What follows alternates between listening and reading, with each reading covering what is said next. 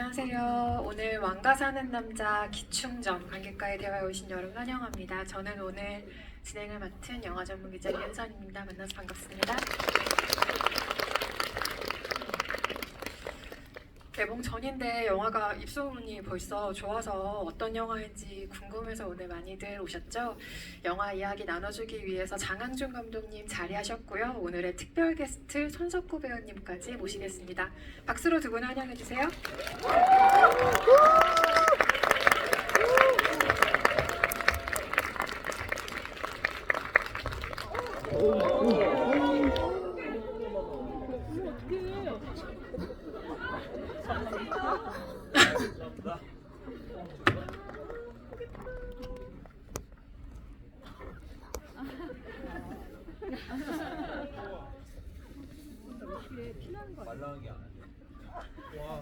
괜찮으시죠?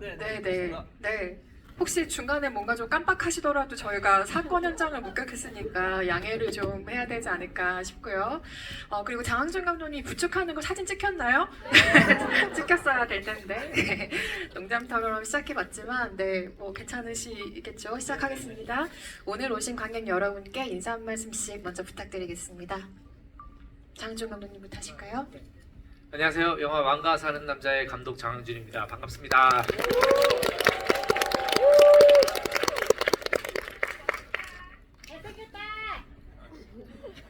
들을 때마다 기분 좋습니다. 네, 안녕하세요. 저는 왕가 사는 남자를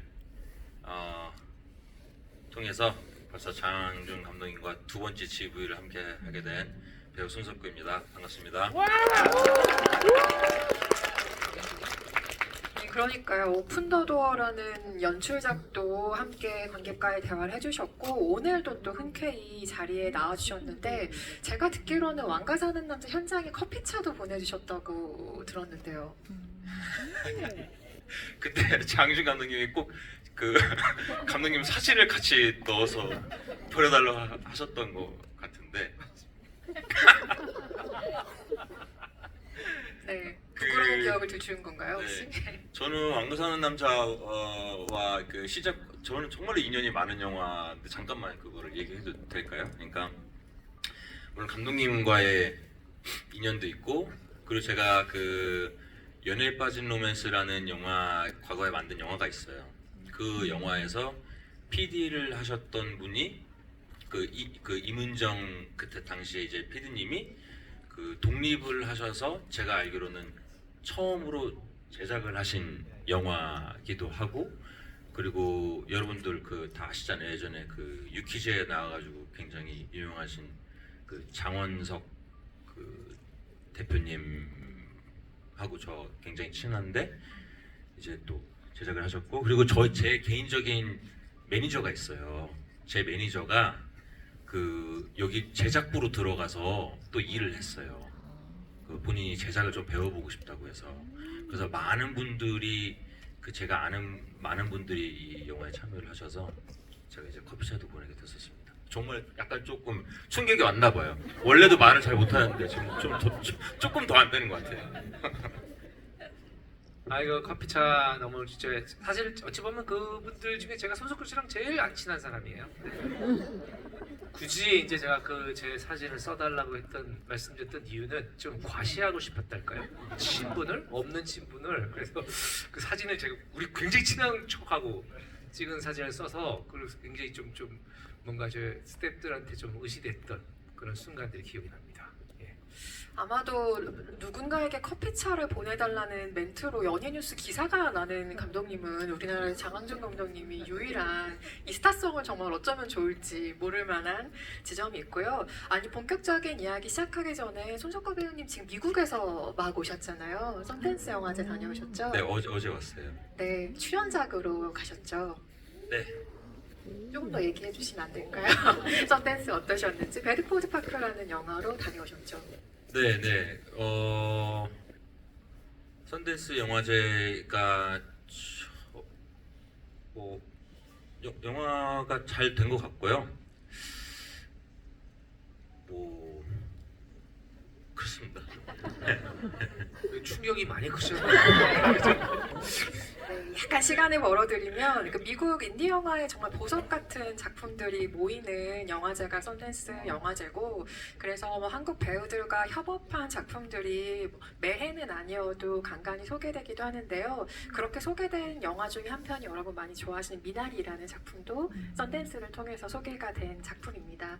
곧 영화제가 개막을 마치고 폐막하는 걸로 알고 있는데 또 어떤 낭보가 들려올지 기대하고 있겠고요. 또 지금 쉬셔야 되는데 말씀을 또 걸어서 너무 죄송하지만 영화 보신 소감도 연이어서 말씀해 주셔야 되거든요. 같은 관에서 막 보신 걸로 알고 있는데요. 일단은 그 제가 평소에 그 좋아하고 되게 팬인 선배님 또 후배 배우분들이 많이 나오시더라고요. 정말 이 역시 감독님의 그 뭐라 그럴까, 캐스팅 능력, 캐스팅 소환에 좀 감탄하면서 봤어요.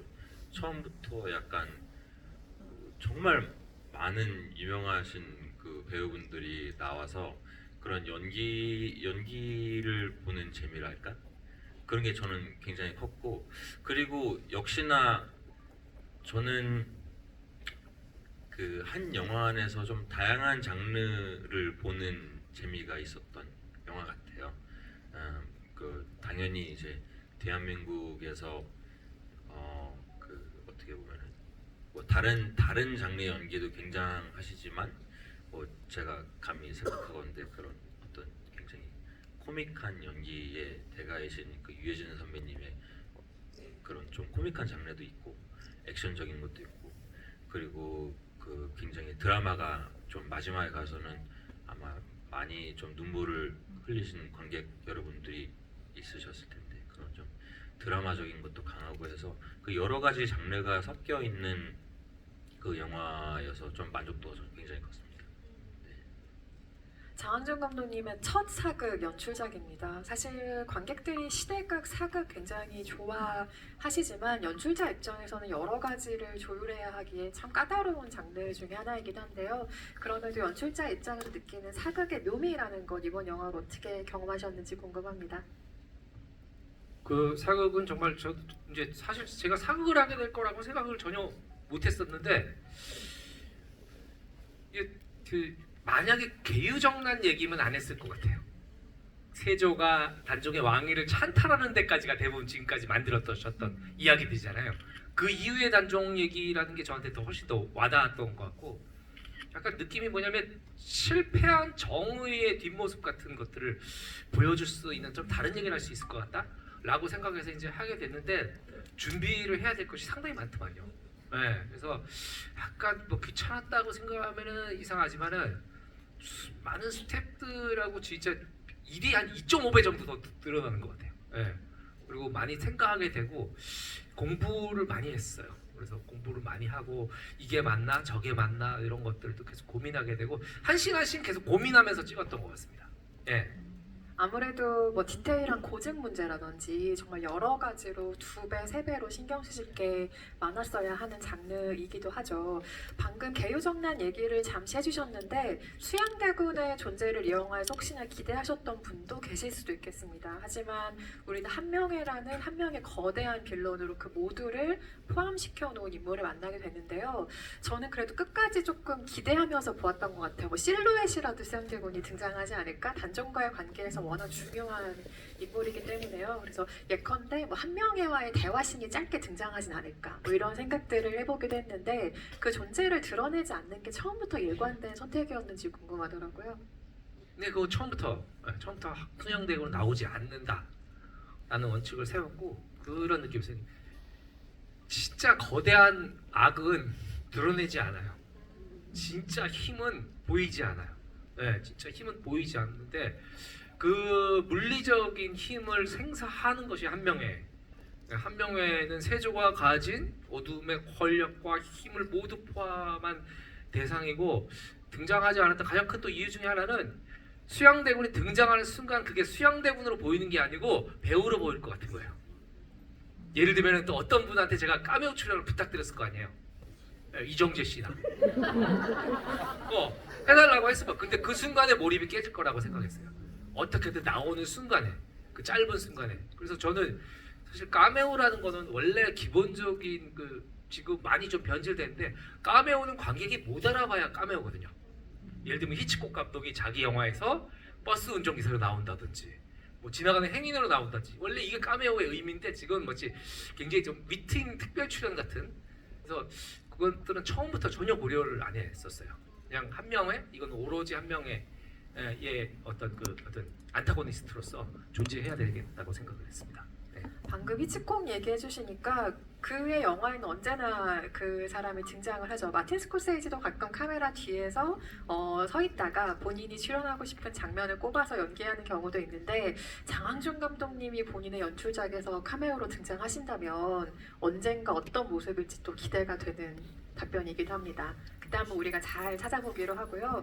손석구 배우는 언젠가 기회가 닿는다면 사극 출연을 꿈꾸세요? 왜냐하면 배우의 어떤 성향에 따라서 누군가에게는 전혀 좀 닿지 않는 장르일 수도 있다고 생각하거든요. 네, 저는 좀 닿지 않는 배우 같아요. 제가. 근데 뭐 한 번은 하지 않을까요? 네, 뭐 그러는데 그거 언제 될지는 잘 모르겠지만 좀 그렇게 잘할 수 있을지는 모르겠어요. 저게 그러니까 조금 더 상상력을 많이 발휘하지 않으면 내가 하나 그 다른 누가 하나 다르지 않을 수가 있는 장르가 좀 사극인 것 같아요.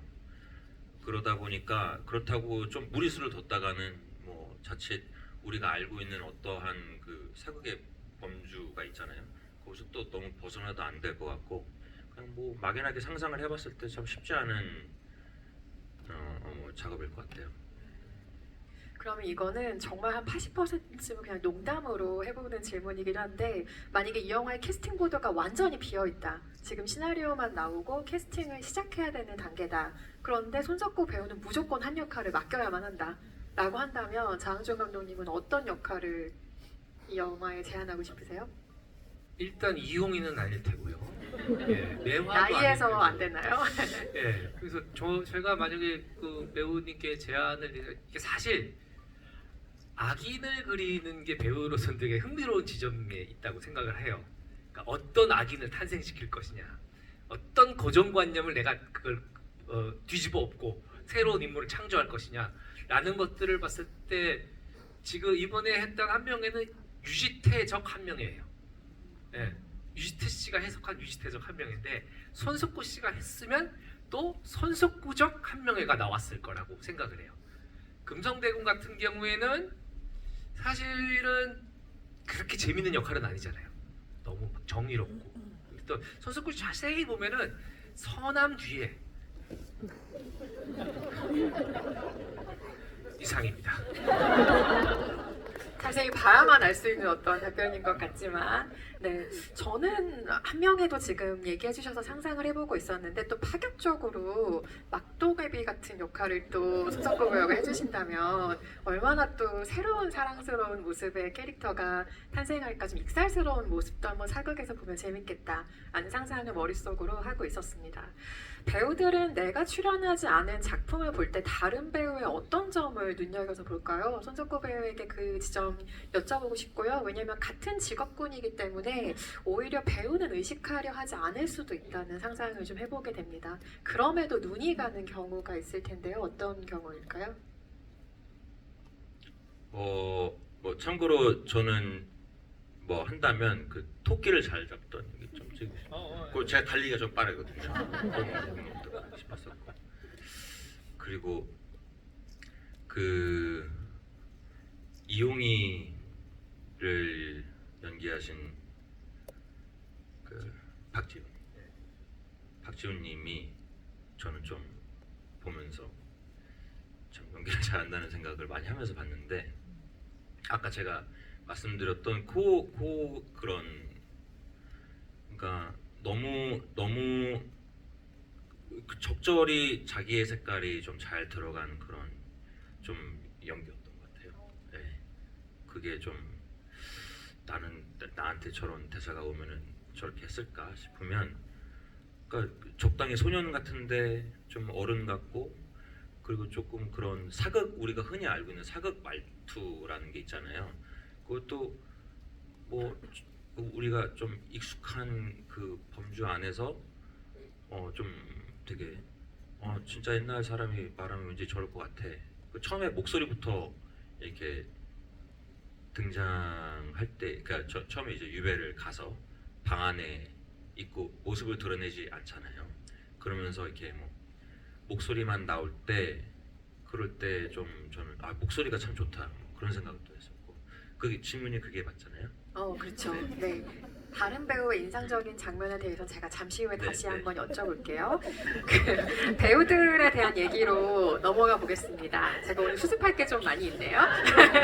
연출 데뷔작을 함께한 배우는 연출가에게 정말 각별한 의미일 것 같아요. 2002년에 한국 영화에 진짜 걸출한 코미디 영화가 하나 탄생을 했죠. 라이터를 켜라 라는 장항준 감독님의 데뷔작, 연출 데뷔작이 박수가 나오네요. 공개가 됐었는데요.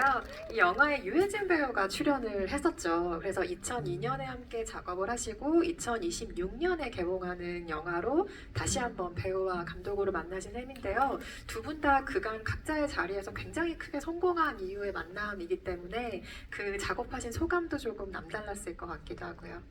네, 저는 2002년도에 이제 유해진 씨를 그때 처음 만났어요. 처음 만났고 이렇게 좀 친해졌어요. 왜냐면 좀 그런 게 좀 그 사람이 좋더라고요. 그냥 그 사람의 좀 겸손한 태도도 참 좋았고, 연기를 대하는 방식들도 참 좋았고, 그래서 감독과 배우로 만났는데 이제 제가 나이가 같은 것 같아요. 친구하자.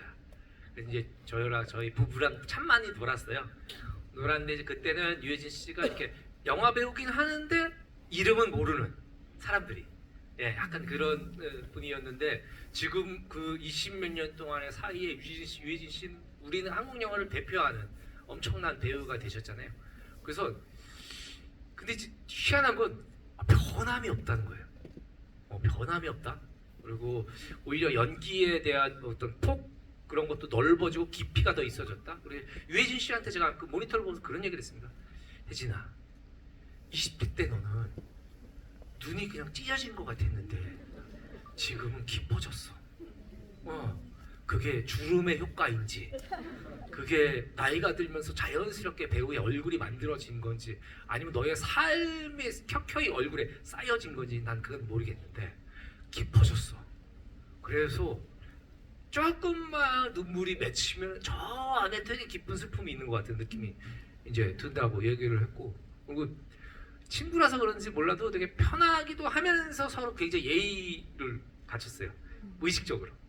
유해진 씨도 저한테 현장에서 감독님, 저도 유해진 씨, 뭐 혜진 배우님 오시라 해라, 뭐 이렇게 하고, 이제 그 밤에 이제 술 먹을 때는 뭐 야, 개, 뭐 새, 뭐 이렇게 했는데, 같이 일을 하면서 하기 전에 그 안태진 감독님한테 물어봤었어요. 그 이 올빼미라는 영화였어요. 저는 옛날에 유해진 씨랑 같이 일을 해봐서 요즘에 어떻게 일을 하는지 모르니까 제가 이제 그런 유해진 씨를 좀 알고 있어야 될 것 같아가지고 안태진 감독님한테 여쭤봤는데 너무 도움을 많이 받았던 고마운 배우였다. 현장에서 외롭지 않았다. 이렇게 얘기를 해주시는 거예요. 그래서 제가 이번에 일을 하면서 똑같이 얘기하고 다니고 있어요. 너무 많은 도움을 받았고, 그리고 외롭지 않았어요. 상의하고 토론하고, 그리고 이렇게 하면 어때, 저렇게 하면 어때. 물론 이제 말투는 뭐 이렇게 하면 어떨까, 이렇게 하기도 하고 이렇게 했지만은 거의 매일 끝나고 나서 둘이 같이 한잔하면서 낮에 찍었던 촬영 얘기하고, 그리고 그 다음에 이거 새롭게 이거 대사 같은 거 추가하면 어떨까 하는데, 그게 정말 너무나 행복했죠. 우리가 진짜 어렸을 때부터 하고 싶은 영화를 하고 있잖아요. 각자의 자리에서 한 작품으로 하고 있고, 그 작품 얘기를 하면서 우리 술 먹으면서 친구들끼리 얘기를 하고, 게다가 돈도 받잖아요. 이게 얼마나 좋습니까? 행복한 시절이었다. 그렇게 생각을 합니다. 옆에서 지금 표정을 보는데 정말 너무 행복해 보이셔서 지켜보는 것만으로도 기분이 진짜 좋고요. 저는 유해진이라는 이름은 왕가 사는 남자의 진짜 든든한 미들구석이라고 생각해요. 물론 장항준 감독의 연출을 기대하시는 분들도 계실 거고 뭐 박지훈 배우의 연기 혹은 다른 배우들의 참여를 기대하시는 분들도 당연히 많으셨겠지만 나머지 분들의 이름은 기대감에 조금 더 가깝다면 어떻게 이 영화를 만드셨을까 혹은 어떻게 표현하셨을까의 기분 좋은 퀘스천 마크에 가깝다면 정말 확실한 믿을 구석은 유해진이라는 이름이었던 것 같고 저는 경력이 이렇게까지 오래된 배우에게서 기대하는 바가 충족된다는 건 정말 힘든 일인 것 같아요. 하지만 관객이 기대하셨던 바 그대로 어쩌면 그 이상을 유해진 배우가 이 영화에서 보여주셨다고 생각을 하고요. 그리고 후배 배우가 돋보일수록 굉장히 너른 품을 내어주셨다는 생각을 이 영화를 통해 굉장히 많이 하게 됐어요. 여러 가지로 정말 믿을 구석의 배우였다라는 생각이 들고요. 그 이렇게 깔려진 판 안에서 우리는 박지훈이라는 엄청난 배우를 이 영화를 통해 재발견을 하게 됩니다. 단종의 마지막 모습을 생각해보면 그 슬픈 눈의 클로즈업으로 끝나게 되죠. 근데 이 숏이 아무래도 박지훈 배우의 캐스팅 이후에 결정된 숏이 아니었을까라는 짐작을 좀 해보았는데 눈이 워낙 좋은 배우니까요. 네, 단종의 마지막에 처리를 두고 혹시 박지훈 배우 캐스팅 전후가 달라진 것이 있을까요? 놀랍도록 날카로운. 네. 그 사실은 원래 시나리오에는 아내 모습이 전혀 없었어요. 이 줄을 당기는 사이에 전혀 없었고 콘티를 짤 때도 아내 내용 모습이 안 그랬어요. 왜냐면 비극은 문 밖에 있는 자들의 것이라고 생각했어요. 비극을 받아들인 태도는.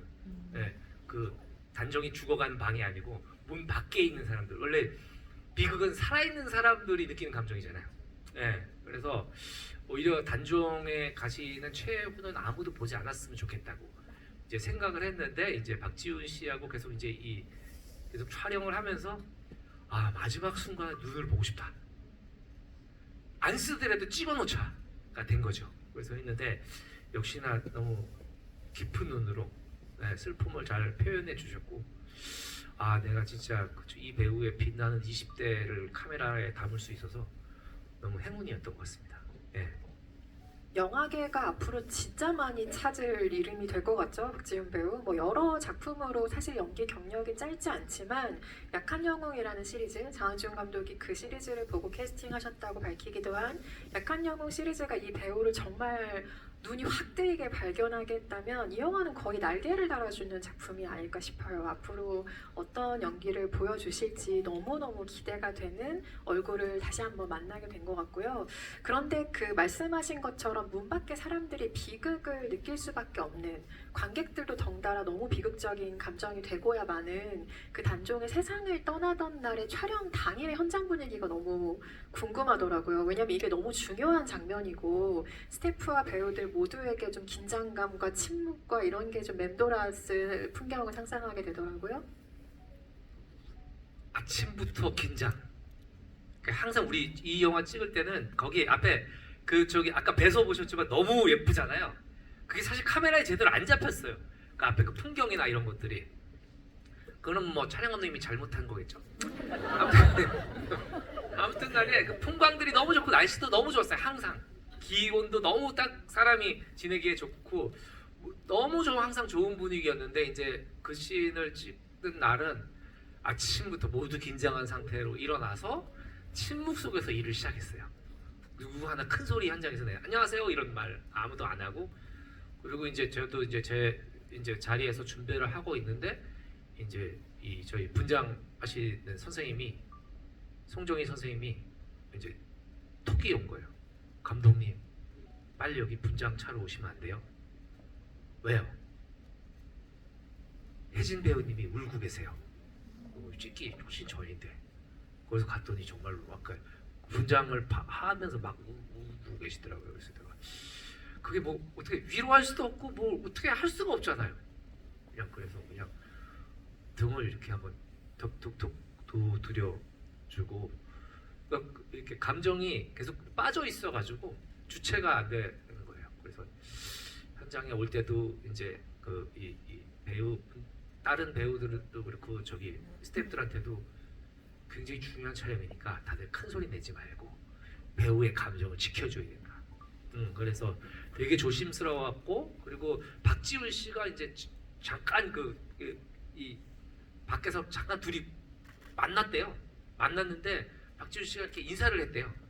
그래도 후배니까 이제 안녕하세요 선배님 이랬는데 예진 씨가 보고 절로 가라고 손짓으로 하고 그냥 시선을 외면해 버렸다는 거예요. 그래서 아 진짜 그래서 어찌 보면 촬영할 때 카메라 돌아갈 때 두 사람은 처음으로 서로 마주봤어요. 그 전까지 서로 마주보지를 않고 대사도 맞춰본 적이 없고 그냥 날것의 감정 그대로 네, 가서 했는데 정말 두 분이 너무 좋은 연기를 보여주셔서 감사하다고 생각하고 진짜 아 이렇게 배우들 덕을 제대로 보는구나. 네, 약간 날로 먹을 수 있어서 너무 좋았어요. 모니터를 보며 기쁨을 감출 수 없는다 이런 모습을 한번 상상해보게 되고요. 아까 손석구 배우님, 박지훈 배우 얘기도 잠깐 해주셨지만 관객으로서 가장 인상적으로 남는 장면 혹은 동료 배우로서 감탄한 장면 이 두 개가 일치하는지도 궁금해요. 각각 다른 장면일 수도 있다고 생각하거든요. 제가 감탄한 장면과 재밌게 본 장면이요? 그렇죠. 근데 배우로서 관객으로서 이게 동일한가요? 그런 것 같아요. 네. 저는 그러니까 사실은 역시나 마지막인 것 같은데, 그러니까 저는 사실 역사적 배경이 없었어요. 네, 아예 없이 봤어요. 네, 그래서 정말로 둘이 잘 될 거라고 믿어 의심치 않았었어요. 저는. 네, 솔직히. 왕과 영원히 사는 네, 남자가 저는 이게 뭐 실화 발표인지도 몰랐고, 그리고 그냥 그러니까 왕이 그렇게 됐지만 뭐 다시 왕으로 돌아갈 수는 없겠지만 그래도 뭔가 둘이 합심해서 이겨낼 줄 알았어요. 근데 너무 놀랐어요. 그래서 저는 그러니까 이럴 수도 있어요, 감독님. 그러니까 저는 어떻게 이해를 했냐면요. 그 활로 자기를 죽여달라고 했잖아요. 아, 활줄로. 네. 활줄로. 그리고 문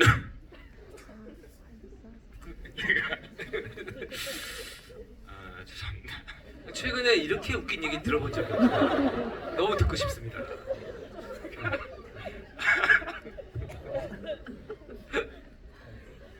문 안에를 안 보여주신 그 네. 깊은 뜻을 저는 이해를 못하고, 그러니까 뭔가 반전이 있을 비극은 밖에 남은 자들의 것이라는 걸 저는 모르고 어. 그 반전인 줄 알았어요. 아. 사실은 없었지. 아. 밖에서 그럴 수 있겠네요. 그렇게 보셨으면. 그러니까 저처럼 무식한 사람들은 그렇게 보는 사람도 한 1000에 1명 있을 거예요. 아. 그러니까 맞겠지만 거기 밖에 있는 이제 뭐 포졸들이라고 할까요? 그걸 네. 속이고 그런 거 있잖아요. 뭐 현장하고 보면은 가고. 뭐 저기 뭐 이렇게 침리로 해서 도망가 있고 아, 예. 사실은 이렇게 막 죽인 척하고선 하고선 뭐 저는 누군가 살려주고 그래가지고 거기서 막 또 뭐가 이렇게 있을 줄 알았어요. 나쁘지 않은데요. 근데 정말로 죽은 거예요. 네. 그래서 이제 그 시신을 싸서 강에 흘려 보낼 때도 네. 얼굴이 안 나오잖아요. 네. 저는 그때도 아닐 거야. 사실은 저렇게 했지만 어딘가에 딴 데 가면 어떻게 굴 속에 들어가면 둘이 만날 거야. 뭐 이런 그 희망을 계속 품었는데 아. 마지막에 이렇게 나오면서 진짜 그 뭐 무슨 시대 몇 년 하면서 이렇게 나오잖아요. 그래서 뭐야 이거 진짜 있었던 일이야? 그러면서 이제 했는데 그러니까 더 슬펐어요. 진짜 죽은 거야? 아, 그치요. 네. 뒤를 아예 모르시니까. 네. 와. 그리고 너무 이제 코믹하게 시작을 했기 때문에 네. 또 그게 나름의 반전이었던 것 같아요. 제가 아까 전에 여러 장르가 있다고 네, 하는 게 네. 그렇게 하다 보니까 마지막에 이제 유해진 선배님이 그 슬퍼하는 모습들이 저는 이렇게 보면서 가끔 그런 감정적인 네. 연기 같은 것도 말씀을 하셨지만 네. 그거 진짜 쉽지 않아요 그런 게. 그렇죠. 네, 근데 그리고 사실은 뭐 저는 유해진 선배님처럼 오래 연기를 하는 거는 당연히 아니지만 어느 정도 하다 보면 솔직히 그게 더 안 되는 것 같아요. 그러니까 패기 있던 신인 시절보다 더 그 감정 연기를 쉽게 포기하게 되는 것 같아요. 왜냐면은 그 편집의 기술이라든지 촬영의 기술에 내가 10분 도움을 받을 수 있다는 거를 어느 정도 눈치채고 나서부터는 그렇게까지 안 해도 되지 뭐 이렇게 할 수가 있거든요. 근데 거기에서 정말로 그러니까 온 힘을 다해서 연기하시는 네. 게 저는 배우로서도 그렇고 관객으로서 그러니까 배우로서는 감동이었고 관객으로서는 충격이었고 뭐 그렇습니다. 네. 혼자 스릴러를 보신 적은 계속 쪼이면서 진짜 아니 지금 여러 가지로 혼란스러우시겠네. 시차 적응도 안 됐지. 지금 영화도 충격적이지. 올라오면서 머리도 다쳤지. 시차 적응도 여러분 좀 있어요. 그것도 좀 감안해 주기 바랍니다. 제가 만약에 시차가 아니었으면 맞다 중학교 때 좀 배웠던 것 같아 이렇게 했을 수 있는데 네, 그렇습니다.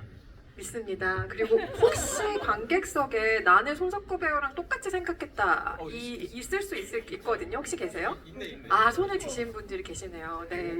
외롭지 않게 네, 소수 의견이 아니었다는. 네. 이게 진짜 스포일러네요. 그러네요. 정중병계. 네, 의도하지 않은 스포일러가 돼버렸는데 아니 그럼 연이어서 이렇게 한번 질문 드려볼게요. 어몽도와 단종의 그 관계성을 어떻게 보셨는지 궁금한 게 누군가는 좀 애틋한 부자 관계, 그러니까 유사 부자 관계처럼 보이기도 하고 너무나 어린 나이에 아버지를 잃었던 소년이기도 하니까요. 느슨하님이어서 이게 또 브로맨스의 관계처럼 보이기도 하잖아요. 어떤 관계성으로 읽으셨어요?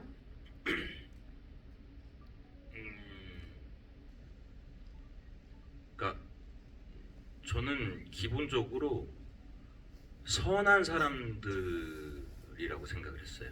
그 둘 다 선하기 때문에 그 좀 서로를 알아봤달까 그리고 좀 통했달까 거기에 그러니까 그런 부분도 있는 것 같아요.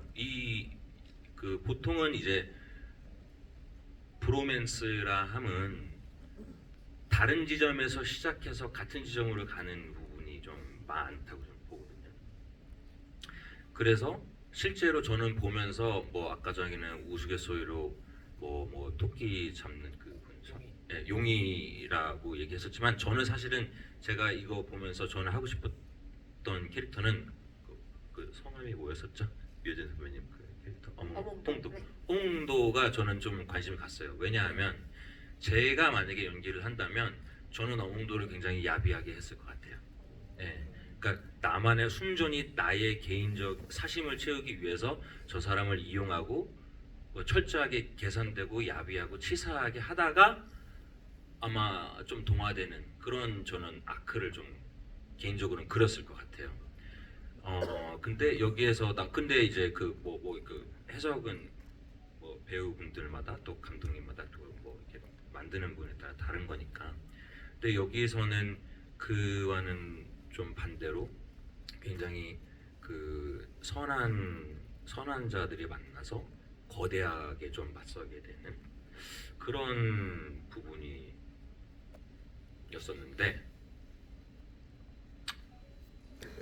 네, 선한 사람들과의 만남이라는 관계성으로 네, 두 그런 사람의 관계성으로 만남을 저는 읽으셨다. 봤고 저게 저런 식으로 해석이 됐구나. 나는 아마 저 대본을 봤으면 다르게 봤을 것 같은데 그런 생각을 했던 기억이 납니다. 근데 손석구 씨가 말씀하신 게 상당히 일리 있는 게 저도 처음에 관계 설정을 그렇게 갖고 왔거든요.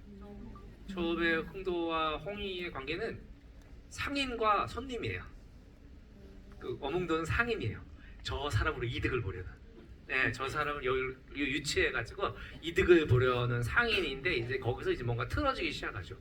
틀어지면서 어쩔 수 없이 모셔야 되는 상전과 저기 하인 같은 관계로 가다가 조금씩 마음을 열기 시작하면서 이제 친구 밥 먹는 씬부터 친구가 되었다가 마지막 이용이가 선택한 지점에 앞에 서서 아들을 바라보는 아버지가 되거든요. 저는 실제로 저 어몽도라는 분이 세조가 이용이를 죽인 다음에 강에 시체를 버리는데 이걸 시체를 건지면 삼족을 멸한다고 기록에도 있어요. 삼족을 멸한다면 친척들 다 죽이는 거거든요. 내가 잘못하면. 그런데 어떤 대단한 장수, 어떤 대단한 충신도 그 시체를 못 건드렸어요. 그래서 상당히 오래 기간 동강에 떠다녔어요. 부패하면서 그 썩은 시체를 목숨을 걸고 가서 건져서 장사를 치른 사람이거든요. 부모만 할 수 있다. 네, 이거는 부모만이 할 수 있다라고 생각해서 그 관계성의 부자는 최후의 상황이 아니었을까. 그런데 아까 말씀하신 그거 맞아요. 그 상행 같은 내 이득을 취해야 되니까. 예. 그런 부분도 충분히 있죠. 아니 그래서 이 둘의 관계가 영화가 진행이 될수록 너무 애틋하게 그려지기 때문에 그 관계에 서서히 동화되는 과정을 관계에 겪게 돼요. 그러면 어떤 바람을 갖게 되냐면 역사적인 사실의 끝을 알고 있지만 이게 영화적인 판타지가 있으면 좋겠다. 그러니까 영화가 할 수 있는 허구 엔딩이 좀 있으면 좋겠다라는 바람까지 영화를 보면서 가게 되더라고요. 그래서 예컨대 뭐 단종이 떠나는 건 어쩔 수 없지만 떠난 이후에 뭐 예를 들면 어몽도의 꿈장면을 추가한다던가 이런 식의 좀 뒷이야기, 판타지를 허락하는 방식을 고민하신 적이 있는지 궁금했어요. 일단은 그 어몽도가 그 단종의 시신을 수습하는 과정에서 잠깐 회상 같은 게 들어가잖아요. 사실은 그건 회상이 아니고 환상 같은 거예요. 네, 언젠가 있을 법한 환상 같은 원래 시나리오 없었던 건데 유해진 씨가 이런 거 해보면 어떻겠냐고. 그러니까 괜찮을 것 같은 거예요. 찍어서 손해볼 거 없잖아요. 여기 사람들이 다 있는데. 저는 좀 그런 유연한 방식들을 좋아하거든요. 그리고 유해진 씨가 엄청난 흥행을 한 배우잖아요. 왠지 믿음이 가요. 아니 그런 게 있어요. 그 기운이라는 게 있어요. 그래서 안 쓰면 그만 편집해서 드러내면 되지. 이거 찍는데 오래 걸리지도 않고. 그래서 해서 그것들을 찍어갖고 넣었는데 그 장면이 우리 관객들 모니터 시사할 때도 가장 평점이 높았던 장면으로 나왔던 것 같고 개인적으로 시나리오를 수정하면서 들었던 생각은 이 뒤가 너무 역사가 뻔하니까 물론 이제 안 그러신 분들도 있지만 이게 이제 금성대군이 그냥 한양으로 진격을 해서 세조를 끌어내리고 다시 단종을 왕이 앉히는 장면에서 끝났으면 좋겠다. 그렇게 되면 이제 일이 커져요. 굉장히 일이 커져요. 역사를 완전히 바꾸는 거고 대규모 전투씬이 나와야 됩니다. 한 4, 50억이 더 들어가요. 이제 그러고 역사 왜곡 뭐 난리가 나겠죠. 그러면 이제 유작이 되는 겁니다. 그걸 근데 이 비근한 예로 그렇게 하는 것도 생각해볼 수 있지 않을까라고 잠깐 생각했던 이유가 그 쿠엔틴 타란티노 감독의 버스터즈라는 영화 있어요. 거기 이제 그 히틀러 암살을 하려고 하는 그 특공대 같은 사람들의 얘기인데 거기서 히틀러를 죽여요. 역사를 바꿔버립니다. 그런데 그게 그 타란티노 감독의 가장 큰 흥행작이에요. 전 세계적으로. 그래서 우리도 할 수 있지 않을까 했는데 이게 또 사실 역사적인 실존 인물도 다루는데 항준 쫄린 거죠. 그래서 그냥 지금 있는 것만으로도 잘 준비해서 해보자 이렇게 된 겁니다. 예. 마지막 질문 공통 질문으로 두 분께 하나 드리고 마이크를 관객석으로 넘기려고 하는데요. 장항준 감독님의 여러 작품이 있고 색채가 정말 다양하죠. 그런데 저는 이 영화를 직전작의 리바운드랑 조금 연결해서 읽게 되는 면이 있었습니다. 왜냐하면 이기지 않는 서사라는 공통점이 있기 때문인 것 같아요. 이 사람들의 승리 혹은 어떤 식의 성취를 관객들이 계속 기대하면서 가게 되지만 끝내 원하는 승리는 이루지 못하는 이야기가 되거든요. 그 이야기가 남기는 여운이라는 게 분명히 있는 것 같아요. 어떤 여운이라고 생각하시는지 두 분께 의견 여쭤보고 관객석으로 마이크 넘기겠습니다. 저는 이 작품은 이게 역사적인 또 사건이고 우리 역사에서 그런 사건들이 많지만 사실 정의가 불의한테 진 사건이에요. 그렇게 보면. 그래서 조선이라는 나라의 역사의 물줄기가 바뀐 큰 사건이기도 하거든요. 근데 이제 항상 저는 역사를 대할 때 그렇게 생각해요. 성공한 영모는 인정받아야 하는가? 그리고 실패한 정의는 실현되지 못한 정의는 잊혀져야 하는가? 실현되지 못한 정의를 기록하고 기억하는 것 자체가 후대에 우리가 할 일이 아닌가. 예. 그래서 사실 이 영화에 있어서 저한테는 그런 점들이 되게 중요했어요. 아무도 거들떠도 보지 않는 이제 세조 승자는 세조잖아요. 예. 세조가 왕위를 찬탈하고 자기가 왕이 됐잖아요. 그리고 자기 조카를 죽여버린 사건이잖아요. 그런데 사람들은 세조가 왕위를 뺏는 서스펜스만 기억을 해요. 스릴과 서스펜스 그리고 폭력성만 기억을 하고 그 뒤에 단종이 어떤 마음가짐을 가지고 귀향을 갖고 거기서 어떤 최후를 맞이해야 돼 인간 이홍리에 대한 시선이 빠져 있어요. 그리고 피해자니까 당연히 나약할 거라고 생각을 합니다. 또 어떤 역사 기록에도 단종이 나약하다는 기록은 없거든요. 네, 오히려 어렸을 때부터 총명하고 할아버지인 세종대왕의 사랑을 듬뿍 받았고 그리고 수많은 신료들이 앞으로 성공이 될 자질이라고 해서 굉장히 기대를 했던 그런 어린 왕이었는데 패배자는 나약함의 동의어가 아니잖아요. 네. 반드시 패배한 사람이 나약해서 패배한 건 아니거든요. 네.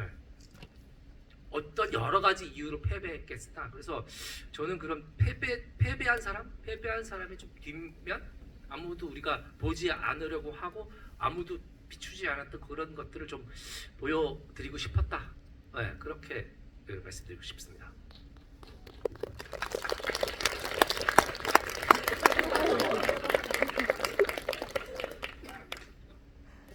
저는 흡사 EBS나 그 JTBC에서 하는 그 역사 강의를 바로 옆에서 직관한 것 같은 느낌이었어요.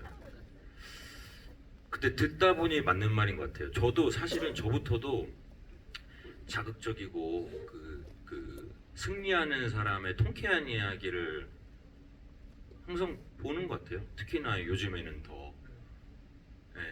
그래서 뭔가 저도 미처 깨닫지는 못했지만 이게 그런 면에 뭐가 다르지라는 거를 제가 딱 집어내질 못하다가 그 부분인 것 같네요. 네, 뭐셨죠?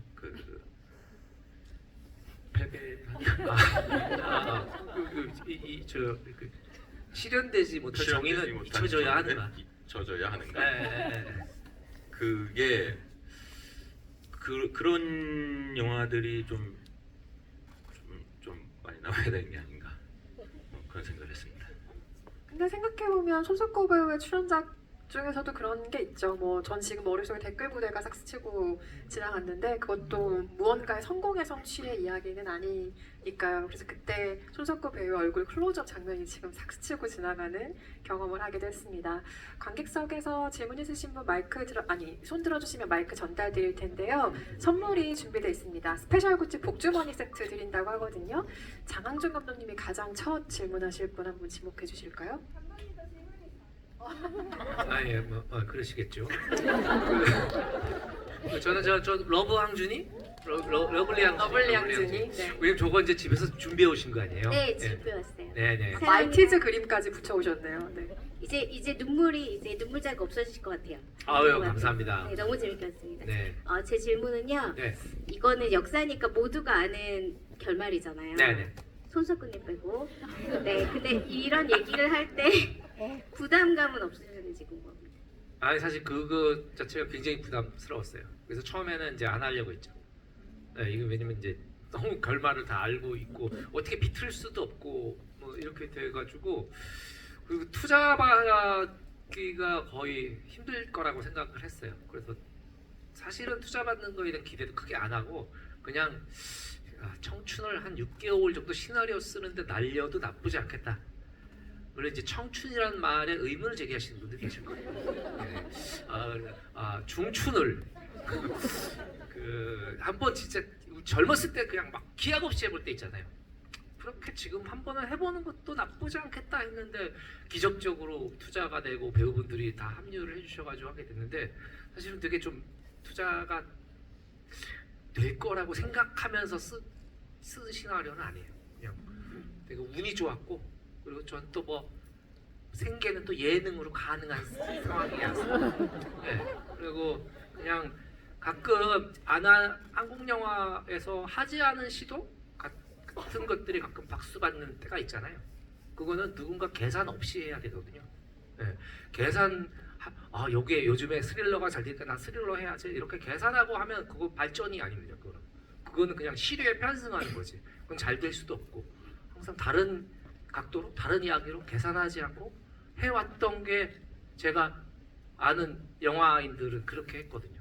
그런 것들이 아주 감사하게도 투자자들은 투자해 주시고 배우분들은 또 같이 참여해 주시고 제가 여러분들께 이 작품을 보여드릴 수 있는 날이 그렇게 오게 된 것 같습니다. 네. 아, 정말 UX 역사 강의 같은 멘트부터 한준 쫄 같은 멘트까지 오갈 수 있는 스펙트럼은 진짜 유일하실 거예요.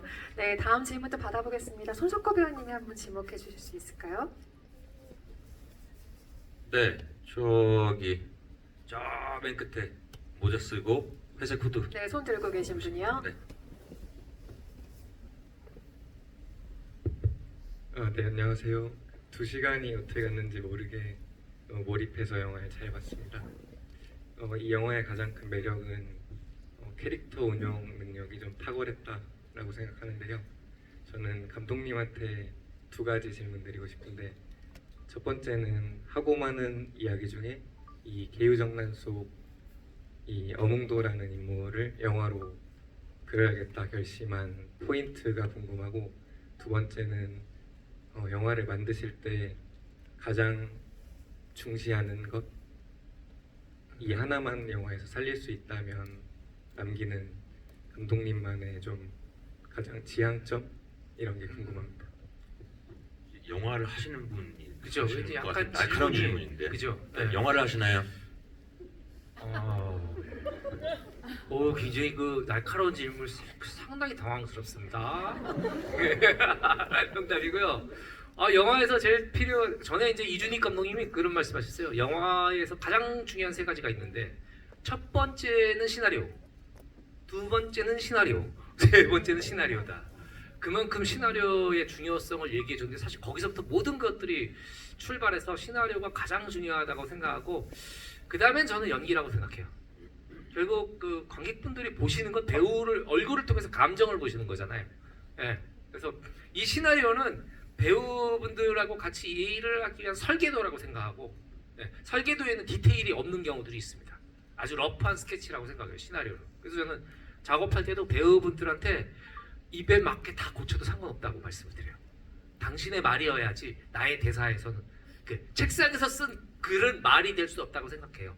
기본적인 가이드만 있을 뿐이지. 그래서 놓치기 싫은 2가지라고 얘기한다면 시나리오와 배우, 배우 연기자라는 배우, 그리고 배우가 표현해 주는 것들이 우리가 할 수 있는 유일한 표현 방법이라고 생각을 하고, 앞에 거가 까먹었어요. 온도. 우리가 이제 그런 지점이죠. 진짜 용기를 낸다는 것은 어떤 것인가? 어몽도가 보면 이 극 안에서 항상 굉장히 좀 뭐랄까 나의 이득이 되는 것들만 이제 선택을 해요. 항상 그런 선택을 하거든요. 항상 그런 처음부터 모든 그런 선택을 해요. 어찌 보면 개인에게 있어서는 합리적인 선택이에요. 이 결정이 나한테 유리한가? 아닌가? 내가 손해봐야 되는가? 손해보면 안 되지. 그럼 나 이득을 봐야겠어. 이렇게 하는 것이 나한테 나의 안위를 위해선 좋아? 라고 계속 자기에게 유리한 선택들을 합리적인 선택들을 해나가요. 그런데 마지막 순간에 가장 중요한 순간에 비합리적인 선택을 하거든요. 비합리적인 선택을 했던 그 한 줄, 2-3줄의 역사만으로는 이해되지 않는 사람의 감정을 상상하고 보여주고 싶었다고나 할까? 그래서 어몽도라는 분을, 어몽도 뭘 얘기하려고 했는데, 영월에 가면 장릉이라고 단종 임금님의 묘가 있어요. 그게 어몽도가 시신을 수습한 다음에 그냥 매장한 그 자리예요. 거기서 위치가 바뀌지 않았어요. 그 위에 다른 건축물들을 엮어가지고 이제 장릉이 돼 있는데, 그 장릉에서 불과 얼마 안 떨어진 곳에 그 어몽도의 묘도 있고, 그리고 어몽도 기념관이라고 있는데 지금은 아마 동상만 있을 겁니다. 그 동상이 뭐냐면 물에 빠져 있는 젖은 골룡포를 입은 단종을 어몽도가 안고 있는 장면이에요. 물 속에서 막 끄집어내서. 그 동상이 굉장히 슬퍼요. 그래서 유해진 씨랑 이제 촬영하기 전에도 그걸 가면서 보면서 이 둘이 묘했죠. 이게 사실은 600년 전? 600년 전 사람이잖아요. 600년 전 사람을 연기해야 되는 사람과 600년 전의 이야기를 전체적으로 만들어야 되는 사람이 우리 누구도 이름도 모르는 그 동상을 만든 누군가에게 영감을 받은 거죠. 네, 그래서 이건 진짜 할 가치가 있다. 네, 이 추모를 그 슬픈 애도를 대하는 우리의 태도가 어몽도에게서 느껴지지 않을까. 그런 것들이 저한테 큰 끌림이 있었던 것 같습니다. 동상은 거의 지금 상상해보면 거의 피에타 느낌의 어떤 맞아요, 피에타 느낌이 비슷해요. 있을 것 같은 네, 그리고 생각이 드네요. 거기 아마 그 인터넷에 보면 인터넷 I can speak Korean only. Yeah. Yes, sure. Why not? 거기 사진에 어몽도 동상을 보면 너무 제가 드린 말씀 뭔지 알겠어요. 너무 슬퍼요. 그 눈빛, 동상의 눈이 그렇게 디테일하게, 난 그 동상 만드신 분이 누군지 모르겠는데 너무 잘 만드셨어요. 영월시에서 상 주셔야 될까요? 네. 아니 보통 잘 만든 영화의 경우에 이게 꼭 있는 것 같아요. 어떤 표정을 보고 싶다. 나는 굉장히 디테일한 욕망이 그 영화를 굉장히 디테일하게 만들어 간다는 생각을 하거든요. 그래서 어떤 이야기를 하고 싶다, 뭐 어떤 사회상을 그리고 싶다도 중요하지만 그리고 싶은 표정에 얼마나 제작진과 배우가 집중하느냐에 따라 어쩌면 그 한 컷의 완성도가 달라질 수 있겠다라는 생각을 하는데 왕가 사는 남자가 왜 잘 나왔는지 알겠네요. 지금 답변으로 더 가늠할 수 있었습니다. 감사합니다. 이제 한 가지 더 제가 원래 말을 하는 걸 좋아합니다. 이거 이해해 주시고 이분이 그래서 장례를 치러요. 어몽도 이분이 장례를 치르고 이제 그 묘에 묻고 숨어 살아요. 평생을. 네. 정확히 어디서 사망했는지도 몰라요. 네. 그렇죠. 그러니까 숨어서 살아요. 그러니까 모든 인생을 그냥 다 포기한 거예요. 가족들도 다 뿔뿔이 다 숨어 살아요. 평생을. 그거 정말 어려운 일입니다.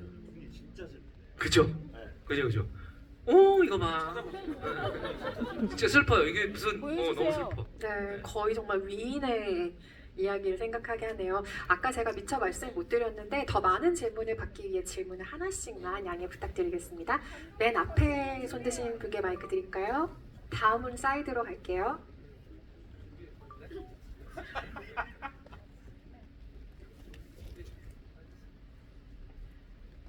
네, 감독님 영화 일단 잘 봤고요. 개인적으로 완급 조절이 아주 훌륭한 영화였다고 생각합니다. 웃긴 장면에서는 정말 크게 웃을 수 있고 울 수 있는 장면에서는 크게 울 수 있는 영화였었는데요. 손석구 배우님과 장항준 감독님 같은 경우에는 그런 어떠한 완급 조절을 가장 위에서부터 가장 밑에까지 끌어올리고 내리게 하는데 어떤 포인트를 신경 쓰시는지 궁금합니다.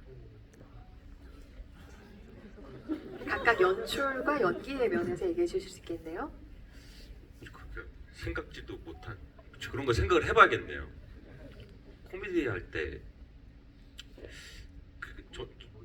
뭐든 저는 이거 아마 근데 감독님이 먼저 하시는 게 좀 제가 생각할 시간을 좀 많이 버렸죠. 양보한 이유가 이겁니다. 저도.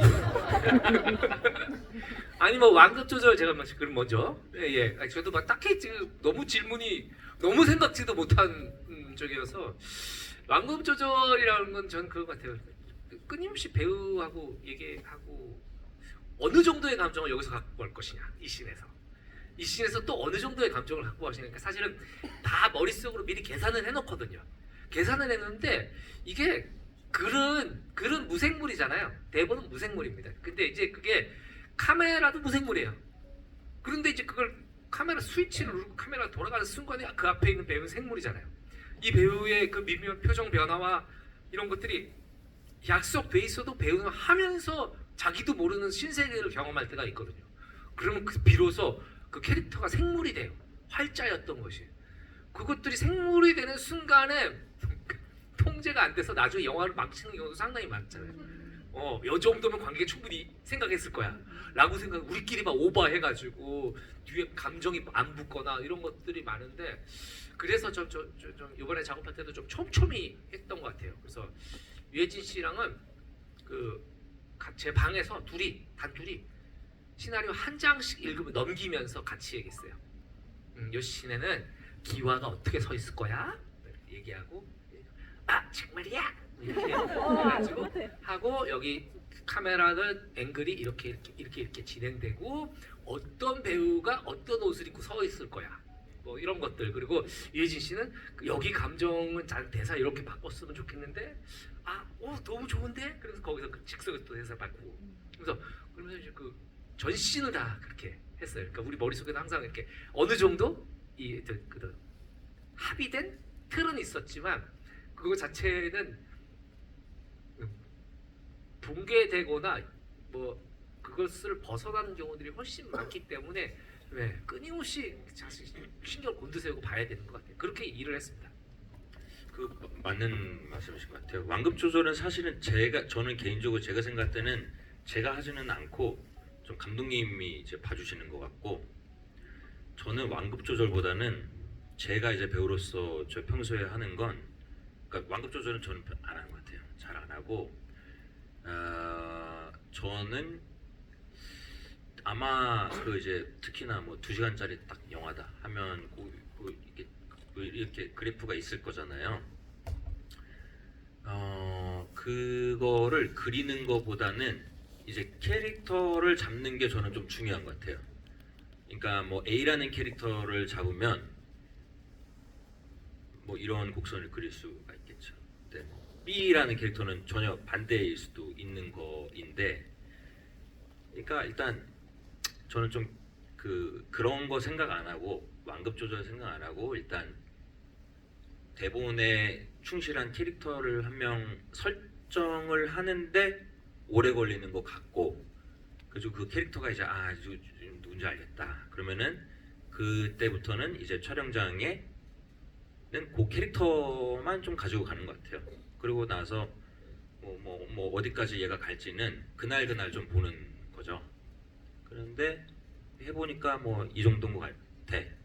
근데 감독님은 뭐 이 정도야 혹은 요 정도야 이렇게 하면 요거 하나 해보고 요거 하나 해보고 뭐 그렇게 하는 것 같은데요. 네. 동료를 좀 믿어야 한다는 말로 두 분의 이야기가 들리기도 하네요. 네. 네. 시간이 많이는 없는데 짧은 질문과 짧은 답변으로 하겠습니다. 질문 있으신 분 질문 받아야겠죠? 네. 오늘 안 받으면 꿈에 나올 것 같아요. 네.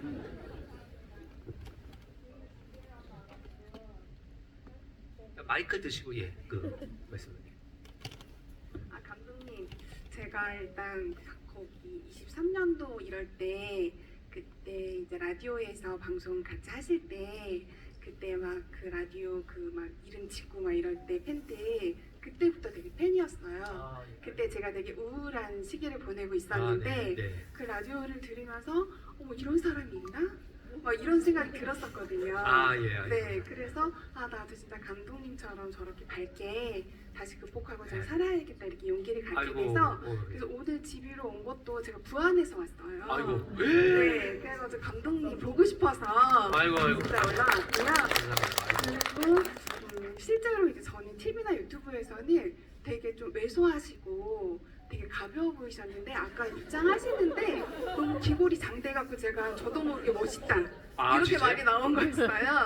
네, 아니, 실물이 너무나 멋있으셔서 네, 제가 다 퍼뜨리려고 지금 준비를 하겠습니다. 이거 몰래 카메라는 아니잖아요. 네네, 진짜 너무 멋있어서 놀랬고요. 감사합니다. 네, 그리고 제가 이 영화를 보면서 이제 느낀 거는 단종 이용희님, 그다음에 어몽도 이제 감독님은 항상 TV나 뭐 이렇게 유튜브나 이렇게 방송에서 하실 때 나는 너무너무 중요한 순간에도 우리 어머니 아버니가 전화가 오면 전화를 받는다. 그래서 항상 가족이 1순위고 나는 항상 다른 사람보다 가족을 가장 소중하게 여기는 사람을 존중한다.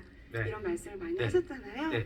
근데 지금 어몽도 같은 경우는 삶들을 멸한다고 하는데도 그거를 감수하고 그리고서는 이렇게 시즌을 수습했잖아요. 근데 저는 궁금한 게 감독님 주위에는 너무나 좋은 분들이 많고 그러신데 감독님 가족을 제외하고 부모님이라던가 형제자매라던가 이제 예쁜 따님이라던가 아내라던가 그분을 제외하고 진짜 단종 같은 분이 마음에 있으신지 그게 정말 너무 궁금해요. 그 목숨을 걸고 하라며? 없습니다. 예, 뭐 이렇게 왜냐면 저와 제 가족의 안위가 훨씬 중요하기 때문에 예, 사실은 그런 것 같아요. 저는 일제 강점기 때 만주를 가서 독립운동했던 분들을 왜 우리가 잊지 말고 왜 박수를 쳐줘야 하냐면 보통 사람은 할 수 없는 일을 한 거예요. 예, 이순신 장군 같은 분들이라고요. 그 개개인들이 다 모든 그 안정적인 것들 그리고 모든 위험을 다 무릅쓰고 가족들한테 가족들이 얼마나 만류할지도 눈에 보이지만 나는 모두를 위해서 난 나라를 위해서 가겠다. 네. 그거 자체 그래서 우리는 그분들을 기억하려고 하는 거고 그래서 항상 그분들에 대해서 이제 우리가 박수 치고 그리고 또 좀 그분들을 애도하는 거라고 생각하거든요. 저는 그렇게 못합니다. 이게 쉽게 할 수 없는 일이기에 네, 영화로 맞아요. 만나는 어떻게 합니까? 이야기인 것 같기도 하고요. 정말 죄송합니다. 마무리해야 될 시간이 돼서요. 끝인사 한 말씀씩 들려주시고 자리 마무리해야 될 것 같습니다. 손석구 배우님부터 인사 전해주실까요? 저는 오늘 영화도 재밌게 봤지만 또 진즉에 알고 있어야 할 우리의 역사를 배운 것 같아서 참 뿌듯한 시간이었고요. 그리고 뭐 언제일지는 모르지만 감독님이 또 다른 영화를 만들 때 그때 제가 출연이던 지부이던 이렇게 해서 또 같이 즐거운 시간 보냈으면 좋겠습니다. 저는 감독님 너무 좋아요. 네. 감사합니다. 여러분들 뭐 손석구 씨를 배우로서도 많이 좋아하시지만 자연인으로서도 얼마나 매력적인 분입니까? 얼마나 맑고 투명하고 그리고 또 어떤 뭐라 그러죠? 다들 뭐 계산만 하면서 사는 것 같잖아요. 요즘 현대에 막 어떤 첨예화된 끝에 서 있는 분들은 손석구 씨 너무 이렇게 없는 친분인데 커피차도 보내주고 GV도 2번이나 한다는 건 정말 어려운 일입니다. 역사에 대해서 좀 모르면 어떻습니까? 제 은인이나 마찬가지라고 생각해요. 네.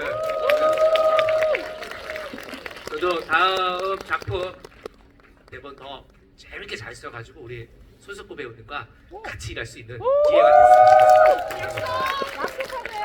네, 두 분의 랑데뷰 그리고 또 각자의 차기작도 기다리고 있겠고요. 그 전에 왕가 사는 남자의 흥행이 중요하죠. 오늘 집에 함께 해주신 여러분의 입소문이 정말 중요합니다. CGV 에그 실관람평 이벤트 진행하고 있으니 많은 참여 부탁드린다는 이야기 전해드리고요. 2월 4일 극장 개봉 앞두고 있습니다. 명절에 가족들과 또 보시면서 오래도록 이야기 나눌 작품인 것 같고요. 많은 응원 부탁드리겠습니다. 인사드리겠습니다. 감사합니다.